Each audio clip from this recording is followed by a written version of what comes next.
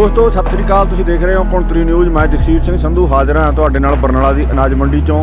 ਅੱਜ 10 ਅਪ੍ਰੈਲ ਹੋ ਗਈ ਹੈ ਤੇ ਸਰਕਾਰੀ ਖਰੀਦ ਅੱਜ ਸ਼ੁਰੂ ਹੋ ਚੁੱਕੀ ਹੈ।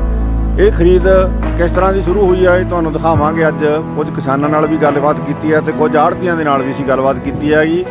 ਇਹ ਤਾਂ ਸਾਰੀ ਗੱਲਬਾਤ ਤੁਹਾਨੂੰ ਦਿਖਾਵਾਂਗੇ ਅੱਜ ਵੀ। ਇਹ ਖਰੀਦ ਹੈ ਜਿਹੜੀ ਇਹ ਕਾਗਜ਼ਾਂ ਦੇ ਵਿੱਚ ਹੀ ਹੈ। ਜੇ ਮੰਡੀਆਂ ਦੇ ਵਿੱਚ ਜਿਹੜਾ ਹਾਲ ਆ ਉਹ ਕਿਸ ਤਰ੍ਹਾਂ ਦਾ। ਕਿਸਾਨ ਤੁਸੀਂ ਮੇਰੇ ਪਿੱਛੇ ਦੇਖ ਸਕਦੇ ਹੋ ਧੁੱਪ ਦੇ ਵਿੱਚ ਬੈਠੇ ਨੇਗੇ। ਥੋੜ੍ਹਾ ਜਿਹਾ ਇੱਕ ਛੋਟੇ ਜਿਹੇ ਦਰਖਤ ਦਾ ਆਸਰਾ ਲਈ ਬੈਠੇ ਨੇ। ਇੱਕ ਇੱਧਰ ਕਿਸਾਨ ਬੈਠੇ ਦਿਖਾਈ ਦੇਣਗੇ ਤੁਹਾਨੂੰ, ਕਿਉਂਕਿ ਇਸ ਮੰਡੀ ਦੇ ਵਿੱਚ ਅਵਾਰਾ ਪਸ਼ੂ ਹੈ ਜਿਹੜੇ ਉਹ ਬਹੁਤ ਵੱਡੀ ਪੱਧਰ 'ਤੇ ਨੇ। ਕਿਸਾਨ ਜਿੱਥੇ ਇਸ ਵੇਲੇ ਫਸਲ ਲਿਆ ਕੇ ਪੱਕੀ ਫਸਲ ਦੀ ਖੇਤਾਂ ਦੇ ਵਿੱਚ ਰਾਖੀ ਕਰ ਰਿਹਾ, ਉੱਥੇ ਮੰਡੀ ਦੇ ਵਿੱਚ ਰਾਖੀ ਕਰਨੀ ਪੈ ਰਹੀ ਹੈ। ਪਰ ਕੋਈ ਵੀ ਖਰੀਦ ਅਜੇ ਸ਼ੁਰੂ ਨਹੀਂ ਹੋਈ। ਕਿਸੇ ਨੇ ਵੀ ਆ ਕੇ ਕਿਸਾਨਾਂ ਨੂੰ ਅੱਜ ਤੱਕ ਇਹ ਨਹੀਂ ਪੁੱਛਿਆ ਹੈ ਮੰਡੀ ਦੇ ਵਿੱਚ ਬੈਠਿਆਂ ਨੂੰ ਵੀ ਇਹ ਜਿਹੜੀ ਕਣਕ ਹੈ ਇਹਦਾ ਕੀ ਰੇਟ ਹੈ, ਇਹਦੀ ਬੋਲੀ ਲੱਗੂਗੀ ਨਹੀਂ ਲੱਗੂਗੀ, ਕਿਉਂਕਿ ਸਿੱਧੀ ਅਦਾਇਗੀ ਨੂੰ ਲੈ ਕੇ ਸਰਕਾਰ ਦੇ ਨਾਲ ਜਿਹੜਾ ਪੇਚ ਆ ਫਸਿਆ ਹੋਇਆ। ਅਜੇ ਆੜ੍ਹਤੀਆਂ ਦਾ ਜਿਹੜਾ ਸਰਕਾਰ ਦੇ ਨਾਲ ਕਿਸੇ ਤਰ੍ਹਾਂ ਕੋਈ ਫੈਸਲਾ ਨਹੀਂ ਹੋਇਆ। ਸੋ ਆਓ ਤੁਹਾਨੂੰ ਦਿਖਾਉਂਦੇ ਆ ਸਾਰੀ ਰਿਪੋਰਟ ਵੀ ਕਿਸ ਤਰ੍ਹਾਂ ਕਿਸਾਨ ਮੰਡੀਆਂ ਦੇ ਵਿੱਚ ਜਿਹੜਾ ਖੱਜਲ ਖੁਆਰ ਹੋਣਾ ਸ਼ੁਰੂ ਹੋ ਚੁੱਕਿਆ ਹੈਗਾ ਤੇ ਸਰਕਾਰੀ ਖਰੀਦ ਅਜੇ ਕਿਸੇ ਪਾਸਿਓਂ ਵੀ ਕੋਈ ਨਾਮੋ ਨਿਸ਼ਾਨ ਨਹੀਂ। ਸਰਕਾਰੀ ਖਰੀਦ ਕਿਸੇ ਪਾਸਿਓਂ ਸ਼ੁਰੂ ਹੁੰਦੀ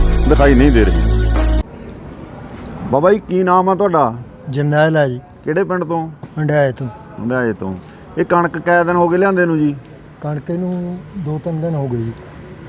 ਪੁੱਛੀ ਕਿਸੇ ਨੇ? ਪੁੱਛੀ ਹਜੇ ਤਾਂ ਕਿਸੇ ਨੇ ਨਹੀਂ। ਕਹਿੰਦੇ ਪਹਿਲਾਂ ਤਾਂ ਐਂ ਕਰੀ ਗਏ ਨੇ, ਬੋਲੀ ਨਹੀਂ ਆਉਂਦੀ ਹਜੇ। ਹਾਂਜੀ। ਤੇ ਹੁਣ ਬੋਲੀ ਆ ਗਈ ਬਸ। ਹੁਣ ਦੇਖੋ ਅੱਜ ਸਵੇਰ 'ਚ ਤੋਲ ਦੇਣਗੇ ਫਿਰ। ਓਕੇ। ਆਇਆ ਕੋਈ ਇੰਸਪੈਕਟਰ ਵਗੈਰਾ ਆਇਆ ਦੇਖਣ ਕਿ ਨਹੀਂ ਹਜੇ ਤੱਕ? ਨਾ ਹਜੇ ਕੋਈ ਨਹੀਂ ਆਇਆ ਨਹੀਂ। ਗਿੱਲੀ ਆ ਜਾਂ ਸੁੱਕੀ ਆ ਕਣਕ? ਸੁੱਕੀ ਆ ਜਮਾ। ਜਮਾ ਸੁੱਕੀ ਆ। ਹਾਂਜੀ। ਕਣਕ ਤਾਂ ਜਮਾ ਰੋਡ ਬਣੀ ਪਈ ਹੈ ਜੀ। ਫਿਰ ਇਹ ਕੈ ਦਿਨ ਹੋ ਗਏ ਤੁਹਾਨੂੰ? 4-5 ਦਿਨ ਹੋ ਗਏ ਬੈਠਿਆਂ ਨੂੰ ਹੈ ਜੀ? ਹਾਂਜੀ। ਹੋਰ ਵੀ ਵੱਢਣ ਵਾਲੀ ਹੋਊਗੀ ਲੈ ਜਾਂਦੀ ਸਾਰੀ? ਥੋੜੀ ਰਹਿੰਦੀ ਆ ਵੱਢਣ ਵਾਲੀ ਤਾਂ। ਕੀ ਮੰਗ ਕੀ ਕਰਦੇ ਹੋ ਤੁਸੀਂ ਫਿਰ ਇੰਨੇ ਦਿਨ? ਇਹ ਤਾਂ ਕਹਿੰਦੇ ਵੀ ਕਿਸਾਨ ਨੂੰ ਅਸੀਂ ਰੋਣ ਨਹੀਂ ਦੇਣਾ, ਸਰਕਾਰਾਂ ਤਾਂ ਕਹਿੰਦੀਆਂ ਮੰਡੀ 'ਚ ਨਹੀਂ ਬੈਠਣ ਦਿੰਦੇ, ਤੇ ਤੁਹਾਨੂੰ 4 ਦਿਨ ਹੋ ਗਏ ਇੱਥੇ ਬੈਠਿਆਂ ਨੂੰ। ਹਾਂਜੀ। ਜੀ। ਕੀ ਮੰਗ ਕਰਦੇ ਹੋ ਸਰਕਾਰ ਤੋਂ? ਮੰਗ ਤਾਂ ਅਸੀਂ ਕੀ ਕਰਨੀ ਹੈ ਜੀ, ਅਸੀਂ ਤਾਂ ਐਂ ਕਹਿੰਦੇ ਆ ਵੀ ਸਾਡਾ ਕੀ ਜਣਸ ਨਾ ਰੋਲੇ ਬਸ। ਜੀ ਜੀ। ਹਾਂ ਬਸ ਆਹੀ ਗੱਲ ਕਹਿੰਦੇ ਆ ਅਸੀਂ ਤਾਂ, ਵੀ ਇਹਨੂੰ ਮੌਕੇ 'ਤੇ ਸਾਂਭੋ।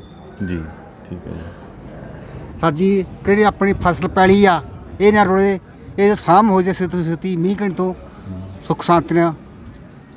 ਨਹੀਂ ਸਰਕਾਰਾਂ ਤਾਂ ਕਹਿੰਦੀਆਂ ਵੀ ਅਸੀਂ ਕੋਈ ਦਾਣਾ ਨਹੀਂ ਰਹਿਣ ਦੇਣਾ ਮੰਡੀ 'ਚ, ਦਾਣਾ ਚੱਕਾਂਗੇ। ਪਰ ਤੁਹਾਨੂੰ ਕੋਈ ਪੁੱਛਣ ਆਇਆ? ਕਈ ਦਿਨ ਹੋ ਗਏ ਬੈਠਿਆਂ ਨੂੰ? ਕਈ ਦਿਨ ਹੋਏ। ਕਈ ਦਿਨ ਹੋ ਗਏ? ਕੱਲ੍ਹ ਹੀ ਵੱਢਿਆ ਅੱਜ ਕੱਲ੍ਹ ਹੀ। ਅੱਛਾ। ਹਾਂਜੀ। ਫਿਰ ਕੋਈ ਪੁੱਛਣ ਆਉਂਦਾ ਇੱਥੇ ਹੁਣ? ਕੋਈ ਨਹੀਂ ਆਇਆ। ਕੋਈ ਨਹੀਂ ਆਉਂਦਾ। ਕੀ ਕਹਿੰਦੇ ਆੜ੍ਹਤੀ? ਕੀ ਕਹਿੰਦੇ ਆ? ਆੜ੍ਹਤੀ ਵਾਲੇ ਕੁਛ ਨਹੀਂ ਬੋਲੇ। ਕੁਛ ਨਹੀਂ ਦੱਸਿਆ? ਕਦੋਂ ਵਿਕੂਗੀ ਕੋਈ ਪਤਾ ਨਹੀਂ ਹਜੇ? ਨਾ ਇਹ ਗੱਲ ਜਮੀ ਨਹੀਂ ਕੀਤੀ ਉਹਨਾਂ ਨੇ। ਸਰਕਾਰ ਤਾਂ ਕਹਿੰਦੀ ਸੀਗੀ ਵੀ ਕਿਸਾਨਾਂ ਦਾ ਅਸੀਂ ਦਾਣਾ ਚੱਕ ਲਾਂਗੇ, ਕੋਈ ਮੰਡੀ 'ਚ ਤੁਹਾਡਾ ਬਕਾਇਆ ਨਹੀਂ ਰਹਿਣ ਦਿੰਦੇ। ਹਾਂਜੀ। ਤੇ ਹੁਣ ਇਹ ਕੀ ਮਤਲਬ ਇੱਕ ਨਵਾਂ ਕਲੇਸ਼ ਪੈ ਚੁੱਕਿਆ ਵੀ ਆਹ ਇੱਕ ਸਿੱਧੀ ਅਦਾਇਗੀ ਦਾ ਕਹਿੰਦੇ ਨੇ, ਉਧਰੋਂ ਆੜ੍ਹਤੀਏ ਹੜਤਾਲ ਕਰੀ ਬੈਠੇ ਆ। ਇਹਦਾ ਕੀ ਮਸਲਾ ਹੱਲ ਕਿਵੇਂ ਹੋਊ? ਇਹ ਤਾਂ ਹੱਲ ਇਹਨਾਂ ਨੇ ਆੜ੍ਹਤੀ ਨਹੀਂ ਕਰਨਾ ਜਾਂ ਸਰਕਾਰ ਕਰੇ। ਹਾਂਜੀ। ਤੇ ਅਸੀਂ ਤਾਂ ਕੁਛ ਕਹਿ ਨਹੀਂ ਸਕਦੇ ਜੀ। ਹਾਂਜੀ। ਗੱਲਾਂ ਕਈ ਨੇ ਸੋਚਣ ਦੀਆਂ ਵੀ ਇਹਨਾਂ ਦਾ ਆਪਦੇ ਚਾਹੀਦਾ ਸਰਕਾਰ 'ਚ ਦੱਸੇ, ਆੜ੍ਹਤੀ ਮਿਲ ਕੇ ਚੱਕਣ ਜੀ। ਤੇ ਹੋਰ ਕੋਈ ਆਪਣੇ। ਕੈਪਟਨ ਸਾਹਿਬ ਬੜਾ ਕਹਿੰਦੇ ਵੀ ਕਿਸਾਨਾਂ ਦੇ ਹਿਤੈਸ਼ੀ ਆ, ਕੀ ਕਹੋਗੇ ਕੈਪਟਨ ਸਾਹਿਬ ਨੂੰ? ਕੀ ਕਹੋਗੇ ਹਾਂਜੀ। ਕੈਪਟਨ ਸਾਹਿਬ ਨੂੰ ਕੀ ਕਹਿਣਾ ਚਾਹੁੰਦੇ ਹੋ? ਕੈਪਟਨ ਸਾਹਿਬ ਆਪਾਂ ਪਹਿਲੀ ਚੁਕਾ ਦੇਣਾ ਆਪਣੀ, ਜੀ। ਤੇ ਹੋਰ ਆਪਾਂ ਕੀ ਕਹਿਣਾ। ਜੀ ਜੀ ਠੀਕ ਹੈ ਜੀ। ਉਹ ਕਿਸਾਨ ਨੂੰ ਤਾਂ ਇਹੀ ਹੈ ਵੀ ਉਹਦੀ ਫਸਲ ਸਾਂਭੀ ਜਾਵੇ। ਹਾਂਜੀ ਹਾਂਜੀ ਹਾਂ। ਵੱਡੀ ਗੱਲ ਆ, ਪਾਲੀ ਆ 6 ਮਹੀਨੇ ਲਾ ਹੋਰ ਕੇ। ਇਹ ਤਾਂ ਡੰਗਰਾਂ ਖੜੇ ਛੱਡਦੇ ਡੰਗਰ ਹੁਣ ਇੱਥੇ ਵੀ ਬਾਹਲੇ ਆਉਂਦੇ ਨੇ। ਅਵਾਰਾ ਪਸ਼ੂ ਉਹ ਦੇਖੋ ਜਿਵੇਂ ਉਹ ਲਾ ਲੱਗਿਆ ਹੁਣ, ਹੋਰ ਲਾ ਲੱਗਿਆ ਉਧਰ ਮੋੜੀ ਖੇਤਾਂ 'ਚ ਵੀ ਖੇਤਾਂ ਬੁਰਾ ਕਰਦੇ ਆ। ਬੁਰਾ ਹਾਲ ਜੀ। ਹੁਣ ਪੱਕੀ ਹੋਈ ਫਸਲ ਤੇ ਵੀ। ਹਾਂ ਜੀ। ਹੁਣ ਕੀ ਕਿੱਧਰ ਜਾਈਏ, ਕਿਹੜੇ ਪਾਸੇ ਜਾਈਏ? ਹਾਂ ਠੀਕ ਹੈ ਜੀ। ਔਖਾ ਪੈ ਗਿਆ ਬਹੁਤ ਜ਼ਿਆਦਾ। ਕੀ ਨਾਮ ਆ ਬਾਈ ਜੀ ਦਾ? ਸਤਨਾਮ ਸਿੰਘ ਆ ਸਰ ਮੇਰਾ ਨਾਮ ਜੀ। ਸਤਨਾਮ ਸਿੰਘ। ਕੈ ਦਿਨ ਹੋ ਗਏ ਕਣਕ ਵੱਢੀ ਨੂੰ? ਸਾਨੂੰ ਤਿੰਨ ਦਿਨ ਹੋ ਗਏ ਜੀ ਆਇਆ ਨੂੰ ਉਰੇ। ਕਿਉਂ ਹਜੇ ਕਿਸੇ ਨੇ ਪੁੱਛੀ? ਆਇਆ ਕੋਈ ਨਹੀਂ ਆਇਆ ਸਰ ਅਜੇ। ਕੀ ਕਹਿੰਦੇ ਆੜ੍ਹਤੀਏ? ਆੜ੍ਹਤੀ ਕਹਿੰਦੇ ਵੀ ਹਜੇ 15-16 ਤੱਕ ਤਾਂ ਉਹੀ ਵੀ ਸਾਡਾ ਕੋਈ ਫੈਸਲਾ ਨਹੀਂ ਹੁੰਦਾ ਸਰਕਾਰ ਨਾਲ। ਹਜੇ ਕੋਈ ਨਹੀਂ ਹੈਗਾ। ਹੋਰ ਤਾਂ ਹੋਰ ਇੱਥੇ ਕੋਈ ਪ੍ਰਬੰਧ ਵੀ ਨਹੀਂ ਹੈਗਾ, ਨਾ ਲਾਈਟ ਦਾ ਜੀ, ਨਾ ਕੋਈ ਪਾਣੀ ਧਾਣੀ ਦਾ ਕਰਕੇ ਗਏ ਨੇ, ਕੁਝ ਨਹੀਂ ਇੱਥੇ। ਅਵਾਰਾ ਪਸ਼ੂ ਬਹੁਤ ਨੇ ਇੱਥੇ? ਅਵਾਰਾ ਪਸ਼ੂ ਤਾਂ ਹੀ ਬਹੁਤ ਜ਼ਿਆਦਾ ਨੇ ਉਰੇ। ਅਵਾਰਾ 'ਚ ਪਸ਼ੂ ਦੂਜੇ ਰਾਤ ਨੂੰ ਜਿਹੜਾ ਚੋਰ ਚੱਕਣ ਵਾਲੇ ਇਹ ਬਹੁਤ ਹੀ। ਹੁਣ ਦਿਨੇ ਸਾਰੀ ਦਿਹਾੜੀ ਬੰਦਾ ਮਸ਼ੀਨ ਪਿੱਛੇ ਫਿਰਦਾ ਰਹਿੰਦਾ, ਰਾਤ ਨੂੰ ਇੱਥੇ ਜਾਗਣਾ ਬਹੁਤ ਮੁਸ਼ਕਿਲ ਆ ਜੀ। ਹਾਂ ਬਿਲਕੁਲ ਪਰੇਸ਼ਾਨੀ ਬਹੁਤ ਹੋਈ। ਹਾਂਜੀ ਹਾਂ। ਇਹ ਮਤਲਬ ਕਹਿੰਦੇ ਹੁਣ ਇਹ ਗਿੱਲੀ ਆ ਜਾਂ ਸੁੱਕੀ ਆ, ਕੋਈ ਇਸ ਤਰ੍ਹਾਂ ਦਾ ਜਦੋਂ ਪੁੱਛਣੀ ਨਹੀਂ ਪਰ ਹਜੇ ਗਿੱਲੀ ਪੁੱਛਿਆ ਹੀ ਨਹੀਂ, ਬਸ ਲਾਤੀਆਂ ਤਰਪਾਲਾਂ ਦੇਤੀਆਂ ਉੱਤੇ। 3 ਦਿਨ ਹੋ ਗਏ, ਨਾ ਤਾਂ ਕਿਸੇ ਨੇ ਹੱਥ ਤੇ ਦਾਣਾ ਵੀ ਨਹੀਂ ਚੱਕ ਕੇ ਦੇਖਿਆ ਵੀ ਤੁਸੀਂ ਭਾਈ ਕਿਹੜੇ ਪਿੰਡੋਂ ਆਏ ਹੋ। ਕੋਈ ਐ ਪੁੱਛ ਹੀ ਲੈਂਦਾ ਹੁੰਦਾ ਜੀ ਜੀ, ਕੋਈ ਇੱਥੇ ਪਹੁੰਚਿਆ ਨਹੀਂ ਹਜੇ ਤੱਕ ਜੀ।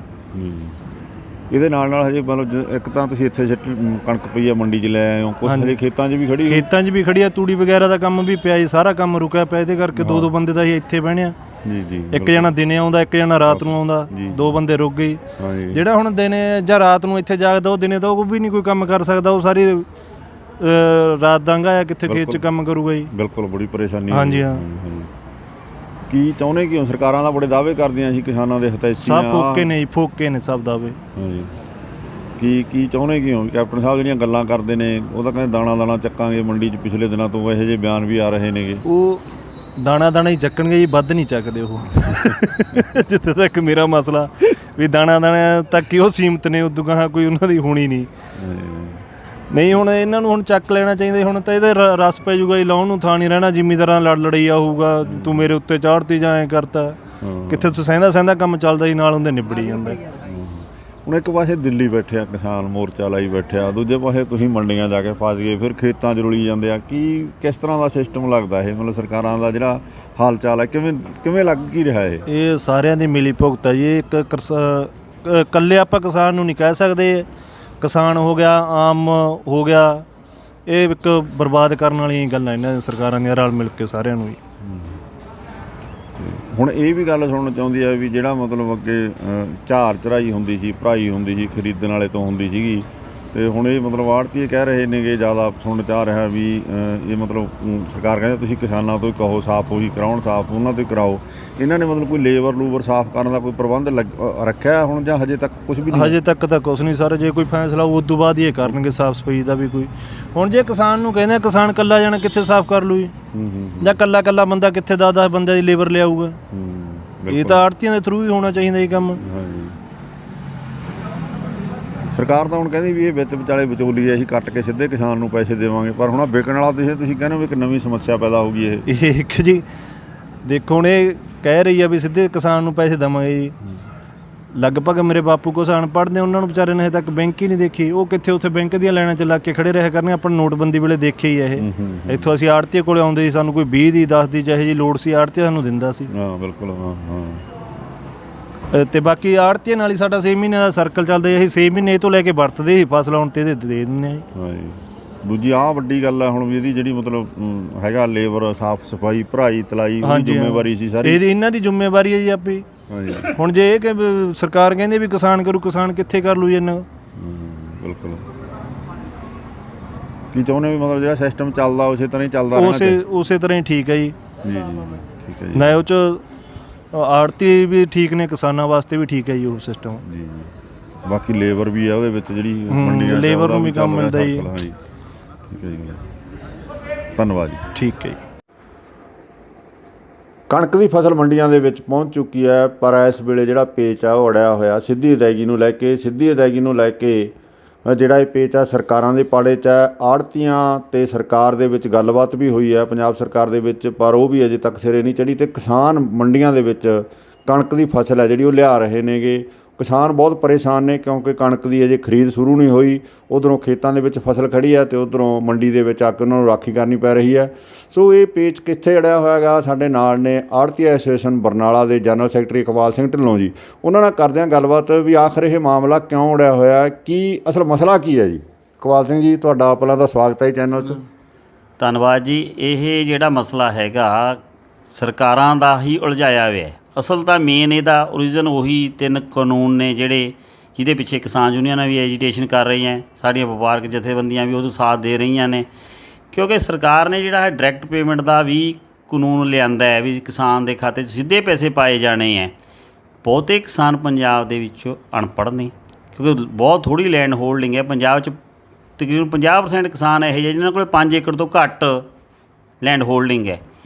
ਉਹਦੇ ਵਿੱਚ ਹਾਲੇ ਕੋਈ ਰਜਿਸਟ੍ਰੇਸ਼ਨ ਨਹੀਂ ਹੋਈ। ਬਹੁਤ ਜਲਦਬਾਜ਼ੀ 'ਚ ਲਿਆ ਫੈਸਲਾ ਹੈ ਕਿਉਂਕਿ ਪੰਜਾਬ ਸਰਕਾਰ ਅਸਲ ਆਪਾਂ ਪਹਿਲਾਂ ਇਹ ਗੱਲ ਸਾਨੂੰ ਸਮਝਾਓ ਸਰਦਾਰ ਸਾਹਿਬ ਵੀ ਇਹ ਅਸਲ ਮਸਲਾ ਕੀ ਹੈ ਜਿਹੜਾ ਸਿੱਧੀ ਅਦਾਇਗੀ ਵਾਲਾ ਮਸਲਾ ਹੈਗਾ। ਹੁਣ ਉਹ ਕੀ ਕਹਿ ਰਹੀ ਹੈ ਸਰਕਾਰ ਵੀ ਉਹ ਜਿਹੜਾ ਆਨਲਾਈਨ ਹੋਣਗੇ, ਰਿਕਾਰਡ ਜ਼ਮੀਨੀ ਰਿਕਾਰਡ ਤੇ ਹੋਊ, ਕਿਵੇਂ ਹਜੇ ਕਿੱਥੇ ਖੜੀ ਹੈ ਗੱਲ ਇਹ? ਜਿਹੜੀ ਸਰਕਾਰ ਨੇ ਫੈਸਲਾ ਲਿਆ ਡਾਇਰੈਕਟ ਪੇਮੈਂਟ ਦਾ, ਪਹਿਲੀ ਗੱਲ ਤਾਂ ਪੰਜਾਬ 'ਚ ਕੋਈ ਡਿਮਾਂਡ ਨਹੀਂ ਸੀ, ਜੀ, ਕਿਉਂਕਿ ਬਹੁਤ ਸਾਲ ਪਹਿਲਾਂ ਸ਼ਾਇਦ 2006-7 ਦੇ ਵਿੱਚ ਕੋਰਟ 'ਚ ਕੇਸ ਆਇਆ ਸੀ ਲਖੋਵਾਲ ਜੀ ਵੱਲੋਂ ਜੀ, ਵੀ ਕਿਸਾਨਾਂ ਨੂੰ ਪੇਮੈਂਟ ਡਾਇਰੈਕਟ ਮਿਲਣੀ ਚਾਹੀਦੀ। ਉਹ 'ਤੇ ਹਾਈ ਕੋਰਟ ਦਾ ਫੈਸਲਾ ਆਇਆ ਸੀ ਕਿ ਕਿਸਾਨ ਦੀ ਮਰਜ਼ੀ ਹੋਣੀ ਚਾਹੀਦੀ ਹੈ ਜੀ। ਕਿ ਉਹ ਪੈਸੇ ਆੜ੍ਹਤੀਏ ਤੋਂ ਲੈਣਾ ਚਾਹੁੰਦਾ ਹੈ ਹਾਂਜੀ, ਜਾਂ ਸਰਕਾਰ ਤੋਂ ਸਿੱਧੇ। ਜੀ, ਉਸ ਦੇ ਵਿੱਚ ਪੂਰੇ ਪੰਜਾਬ ਦੇ ਵਿੱਚ ਇੱਕ ਕਿਸਾਨ ਲਖੋਵਾਲ ਸਾਹਿਬ ਨੇ ਖੁਦ ਪੇਮੈਂਟ ਸਿੱਧੀ ਲਈ ਸੀ। ਸਾਰੇ ਕਿਸਾਨਾਂ ਨੇ ਆੜ੍ਹਤੀਆਂ ਨੂੰ ਹੀ ਪ੍ਰੈਫਰ ਕੀਤਾ ਸੀ, ਕਿਉਂਕਿ ਹੁਣ ਤੱਕ ਸਰਕਾਰਾਂ ਚਾਹੇ ਉਹ ਕਾਂਗਰਸ ਸੀ ਚਾਹੇ ਬੀਜੇਪੀ ਸੀ, ਈਵਨ ਬੀਜੇਪੀ ਦੇ ਸੁਸ਼ਮਾ ਸਵਰਾਜ ਦੇ ਸਾਡੇ ਕੋਲ ਸਟੇਟਮੈਂਟਾਂ ਪਈਆਂ ਨੇ ਵੀ ਆੜ੍ਹਤੀਏ ATM ਨੇ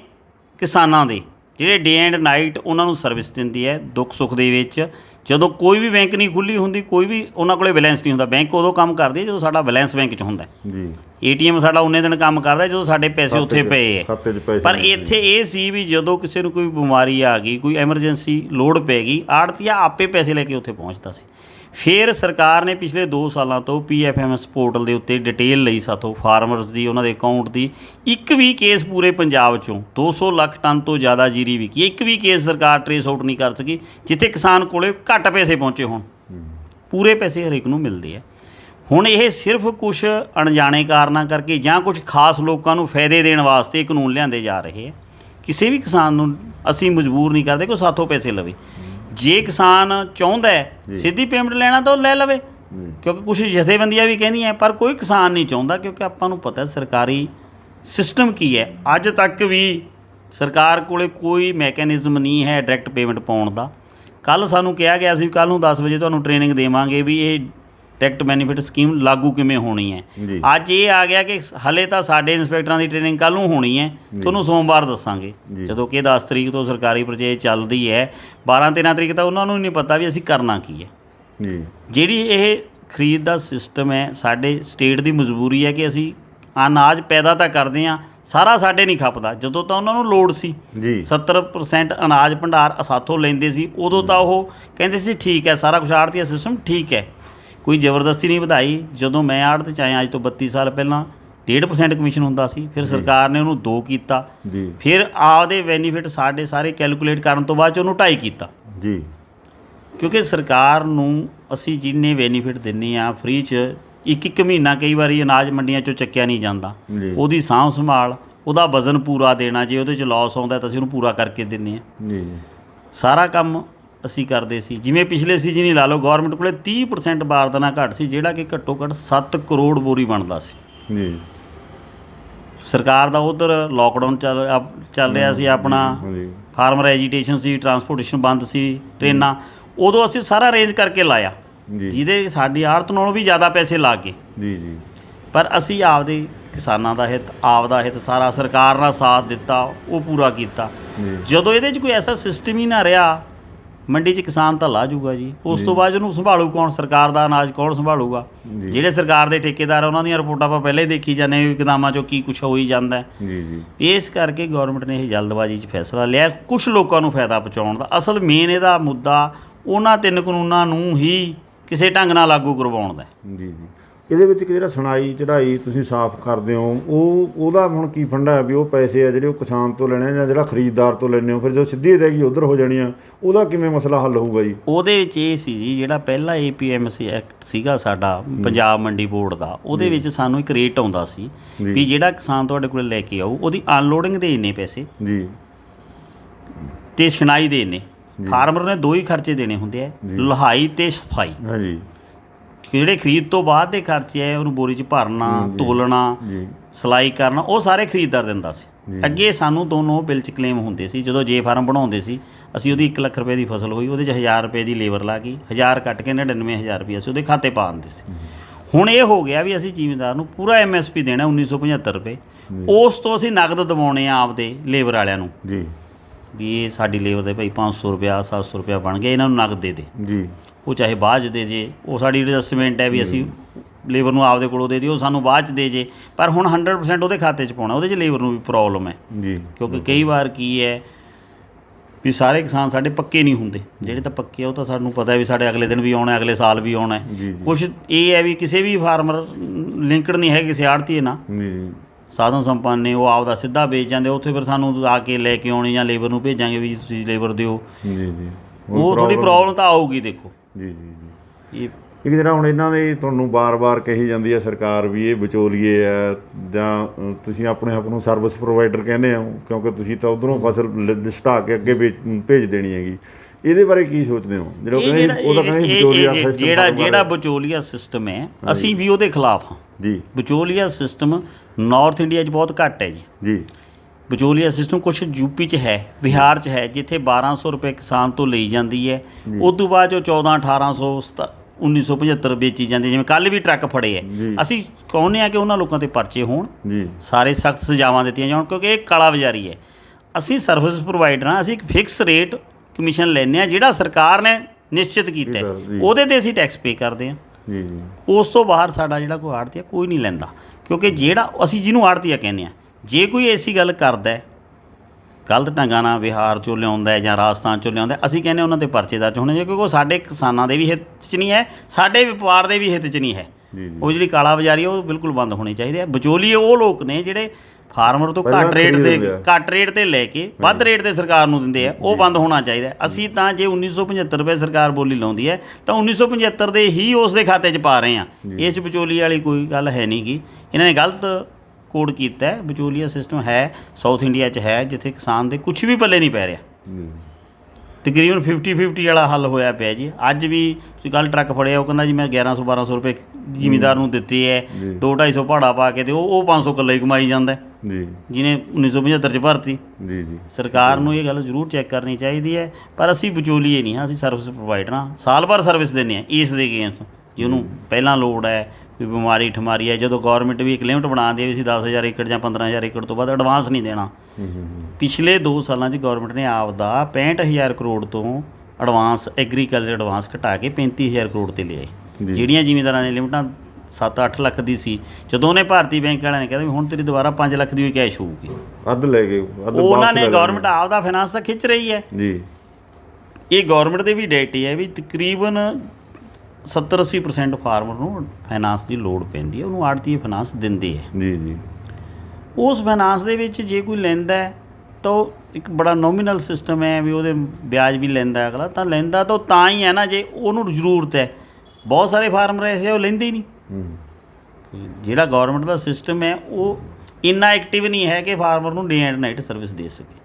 ਫਿਰ ਇਹਦਾ ਹੱਲ ਸਰਦਾਰ ਸਾਹਿਬ ਕੀ ਹੋਊ? ਹੁਣ ਇਸ ਮਸਲੇ ਦਾ ਹੱਲ ਤੁਸੀਂ ਕਿਵੇਂ ਸਮਝਦੇ ਹੋ, ਕਿਵੇਂ ਹੋ ਸਕਦਾ ਹੱਲ ਇਹਦਾ? ਇਸ ਦਾ ਜਿਹੜਾ ਹੱਲ ਹੈ ਜੀ, ਸਰਕਾਰ ਨੂੰ ਜਿਹੜਾ ਮੌਜੂਦਾ ਸਿਸਟਮ ਚੱਲ ਰਿਹਾ ਇਹਨੂੰ ਚੱਲਣ ਦੇਣਾ ਚਾਹੀਦਾ। ਇਹਦੇ 'ਤੇ ਹੋਰ ਸਖਤੀ ਕਰਨੀ ਚਾਹੀਦੀ ਹੈ।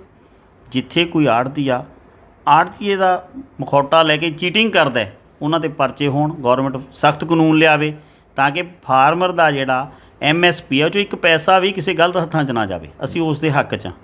ਲੇਬਰ ਦਾ ਜਿਹੜਾ ਪੈਸਾ ਹੈ ਉਹ ਵੀ ਸੇਫ ਹੋਵੇ, ਗੌਰਮੈਂਟ ਮੈਕੈਨਿਜ਼ਮ ਲਿਆਵੇ ਵੀ ਇੰਨੇ ਪੈਸੇ ਹੀ ਲੇਬਰ ਨੂੰ ਮਿਲਣਗੇ ਜਿਵੇਂ ਪਹਿਲਾਂ ਮਿਲਦੇ ਰਹੇ ਆ ਹੁਣ ਤੱਕ, ਤਾਂ ਕਿ ਲੇਬਰ ਨਾਲ ਵੀ ਚੀਟਿੰਗ ਨਾ ਹੋਵੇ। ਕਈ ਜਗ੍ਹਾ ਇਹ ਹੁੰਦਾ ਵੀ ਲੇਬਰ ਦਾ ਪੈਸੇ ਵੀ ਘੱਟ ਮਿਲਦੇ ਹੈ, ਉਹ ਵੀ ਮਾੜੀ ਗੱਲ ਹੈ। ਜਿਹਨੂੰ ਜਿੰਨਾ ਸ਼ੇਅਰ ਬਣਦਾ ਹੈ ਲੇਬਰ ਦੀ, ਲੇਬਰ ਨੂੰ ਮਿਲਣਾ ਚਾਹੀਦਾ ਜੀ ਜੀ। ਸਾਡੀ ਸਰਵਿਸ ਦਾ ਸਾਨੂੰ ਮਿਲਣਾ ਚਾਹੀਦਾ, ਅਤੇ ਕਿਸਾਨ ਦਾ ਪੈਸਾ ਉਹਨੂੰ ਮਿਲਣਾ ਚਾਹੀਦਾ। ਧੰਨਵਾਦ, ਥੈਂਕ ਯੂ।